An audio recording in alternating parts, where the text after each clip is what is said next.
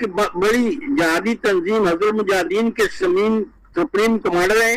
ان کی کمانڈ میں کشمیر کی جہادی تنظیمیں بھارت کے ناک میں دم کر رکھا ہے.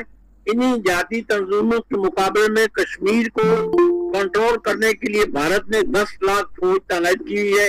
اس طرح ایک تصوف کو ماننے والے پیر صلاح الدین سپریم کمانڈر جہاد کوسل کی کمان کر رہے ہیں. پیر سید صلاح الدین پر دباؤ ڈالنے کے لیے ان کے 2 بیٹوں کو 2017 اور 2018 میں بھارتی درندہ فوج نے مختلف بہانوں سے گرفتار کر کے دہلی کی مشہور تہاڑ جیل میں دوسرے کشمیری دنوں کے ساتھ قید کر رکھا ہے. پیر صلاح الدین کے بیٹوں اور ان کے خاندان کی جائیدادیں بھی ضبط کر لی گئی. امام شامم کا تعلق داغستان سے تھا. امام شابل 1797 میں پیدا ہوئے. 1877 میں مدینہ منورہ میں وفات پائی. وہی مدفن ہے. امام شابل تصوف طریق مریدیہ میں